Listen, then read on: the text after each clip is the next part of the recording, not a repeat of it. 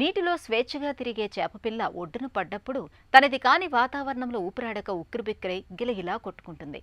Asthma బాధితుల పరిస్థితి కూడా అచ్చంగా ఇలానే ఉంటుంది. మనదైన వాతావరణంలో ఉన్నప్పటికీ శ్వాస మార్గాలు సన్నగా కుచించుకుపోవటం వల్ల ఊపిరి సరిగ్గా ఆడదు. దీంతో శ్వాస కోసం బాగా కష్టపడుతూ ఉంటారు. ఈ శ్వాస కష్టాల్ని అధిగమించేందుకు ఇన్హేలర్లు చక్కగా ఉపయోగపడతాయి. అయితే ఇన్హేలర్ల పైన సరైన అవగాహన లేకపోవటం, వాటి వాడకంలో ఎలాంటి జాగ్రత్తలు తీసుకోవాలో తెలియకపోవడంతో చాలామంది ఆస్తమా బాధితులు ఇన్హేలర్లతో కుస్తీలు పడుతూ ఉంటారు. శ్వాస కష్టాన్ని తేలిక చేసే ఇన్హేలర్ల గురించిన పూర్తి వివరాలని డాక్టర్ని అడిగి ఇప్పుడు తెలుసుకుందాం.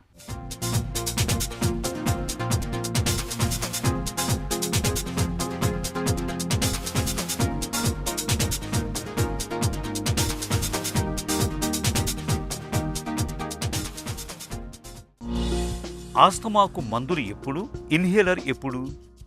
ఆస్తమాలో అంటే మందులు అంటే ఓరల్ ట్యాబ్లెట్స్ అండ్ ఇన్హేలర్స్. మనం ఆస్తమా గురించి చూసినప్పుడు స్టేజ్ 1 నుంచి మేము ట్రీట్మెంట్ ఇచ్చేటప్పుడు step 1, step 2, step 3, step 4, step 5 ఈ రకంగా ఇస్తామన్నమాట.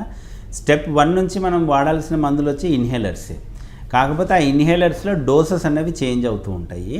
సో ఆస్తమాకి ఫస్ట్ అండ్ ఫార్మోస్ట్ ట్రీట్మెంట్ ఏదన్నా ఉంది అంటే అది ఇన్హేలర్సే. ఈ ట్యాబ్లెట్స్ అనేవి ఓన్లీ అడిషన్, అంటే ఇంకా ఏమన్నా జలుబు కూడా ఉందనుకోండి దానికి అడిషన్, లేకపోతే ఇన్హేలర్స్ ఒకటే పని చేయకపోతే దానికి అడిటివ్గా మనము ట్యాబ్లెట్స్ కూడా యాడ్ చేస్తూ ఉంటాము. ఇన్హేలర్లు ఎలా పనిచేస్తాయి? వీటి ప్రాథమిక సూత్రం ఏంటి? సో ఆస్తమాలో ఏమవుతుందంటే మనకి గాలిపోయే గొట్టాలు ఉంటాయి కదా, అంటే మనకి ట్రెకియా అంటాం, అంటే విండ్ పైప్. ఆ విండ్ పైపు డివైడ్ అవుతూనే ఉంటుంది అనమాట. First wind pipe right left side divide అవుతుంది. అట్లా కంటిన్యూస్గా almost like 21 generations, 21 to sometimes 27 generations divide అవుతుంది. మన వేళ్ళలాగా బైనరీ డివిజన్ ఉంటుంది. లాస్ట్లో గ్యాస్ ఎక్స్చేంజింగ్ యూనిట్స్ వస్తాయి అనమాట. సో ఇవన్నీ ఎయిర్వేస్ అంటాం మనం. ఈ ఎయిర్వేస్లో ఆస్తమా పేషెంట్స్లో ఏమవుతుందంటే ఇన్ఫ్లమేషన్ ఉంటుందన్నమాట. ఆ ఇన్ఫ్లమేషన్ అంటే మనము కొలోకియల్ లాంగ్వేజ్లో చెప్పాలి అంటే వాపులాగా ఉంటుంది. ఆ ఇన్ఫ్లమేషన్ ఉండడం వల్ల ఏమవుతుందంటే ఆస్తమా ఉన్న వాళ్ళలో ఆ ఎయిర్వేస్ చాలా ఇరిటబుల్గా ఉంటాయి అన్నమాట. సో ఎనీ ట్రిగ్గర్కి ఎక్స్పోజ్ అయినప్పుడు, ట్రిగ్గర్ అంటే అది చల్ల గాలి కావచ్చు, లేకపోతే ఒక కూల్ డ్రింక్ కావచ్చు, లేకపోతే ఏదైనా వైరల్ ఇన్ఫెక్షన్ జలుబు చేయడం కానీ అట్లాంటిది కావచ్చు, లేకపోతే ఏదైనా పంజెంట్ ఓడర్ అంటే ఏదైనా స్మెల్స్ కానీ కావచ్చు, లేకపోతే పుప్పొడి, దుమ్ము, ధూళి ఏదైనా కావచ్చు ట్రిగ్గర్. ఆ ట్రిగ్గర్కి ఎక్స్పోజ్ అయినప్పుడు ఆ ఎయిర్వేస్ హైపర్ రియాక్టివ్ అవుతాయి అనమాట. అంటే నార్మల్గా దానికి పెద్దగా రియాక్ట్ అవ్వాల్సిన అవసరం ఉండదు. ఎయిర్వేస్ నార్మల్ పేషెంట్స్లో రియాక్ట్ అవ్వవు కూడా. బట్ ఆస్తమా ఉన్న వాళ్ళలో ఆ ఇన్ఫ్లమేషన్ ఉండడం వల్ల ఎయిర్వేస్లో అవి హైపర్ రియాక్టివ్ అవుతాయి అన్నమాట. ఆ హైపర్ రియాక్టివ్ అయిపోయి ఏమవుతుందంటే ఆ స్పాజంలోకి వెళ్ళిపోతాయి, అంటే కుచించుకుపోతాయి. ఆ కుచించుకుపోయినప్పుడు మనకి గాలి వెళ్ళడానికి ఇబ్బంది అయిపోయి దగ్గు, ఆయాసము, పిల్లి కూతలు ఇట్లాంటి సిమ్టమ్స్ వస్తాయి అన్నమాట. దాన్నే ఆస్తమా అటాక్ అంటాం. సో ఎయిర్వే ఇన్ఫ్లమేషన్ ఉండి ఆస్తమా అటాక్ రాకపోతే కూడా వాళ్ళకి దగ్గు, ఆయాసం లాంటి సిమ్టమ్స్ ఏమీ ఉండవు. బట్ ఎప్పుడైతే ఎయిర్వే స్పాజంలోకి వెళ్తాయో అప్పుడు మనకి ఆ సిమ్టమ్స్ వస్తాయి అన్నమాట. దాని ఆస్తమా అటాక్ వచ్చినప్పుడు మనం ఆ ట్యాబ్లెట్స్, ఇన్హేలర్స్ అవి ఇస్తాము.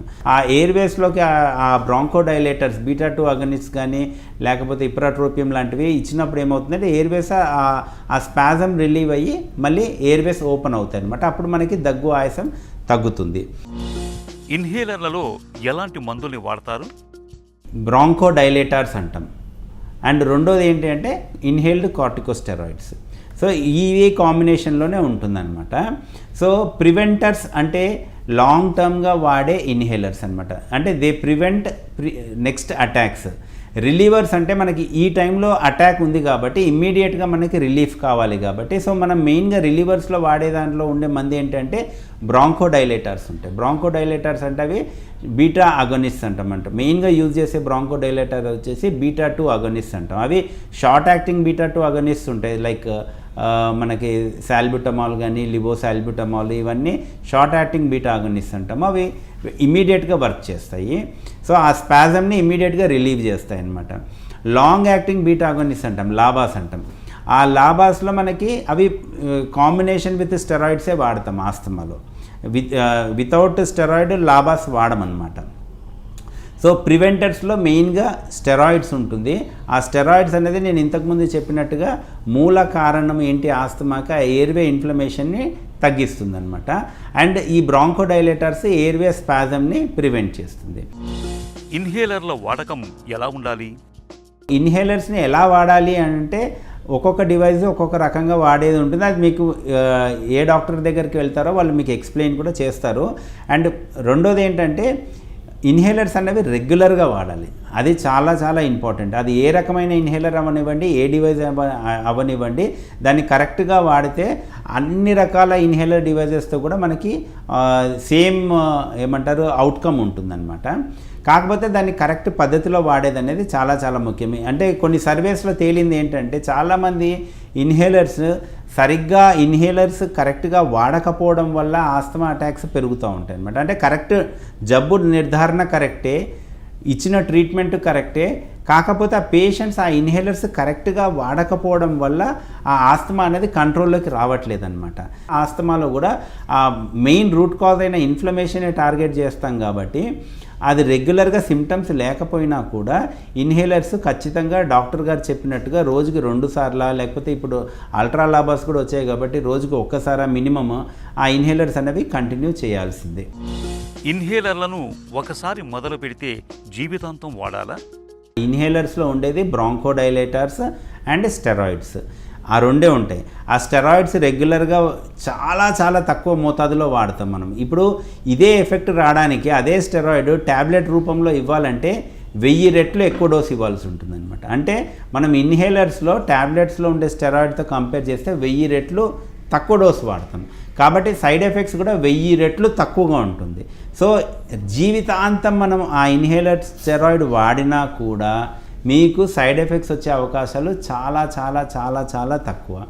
దానివల్ల ఉండే బెనిఫిట్సే ఎక్కువ ఉంటాయి. మీ సైడ్ ఎఫెక్ట్స్ గురించి పెద్దగా వరీ అవ్వాల్సిన అవసరం లేదనమాట. అండ్ ఇన్హేలర్స్ అడిక్షన్ కాదు.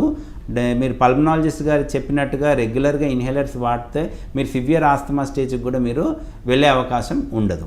ఆస్తమా బాధితులకు ఇన్హేలర్లు అనేవి ఒక చక్కటి పరిష్కారం. ఓవైపు మందులు వాడుతూ మరోవైపు డాక్టర్ల సూచనలు సలహాల మేరకు ఇన్హేలర్లను వాడుకుంటూ ఉంటే ఆస్తమా అటాక్స్ను చక్కగా ఎదుర్కోవచ్చు.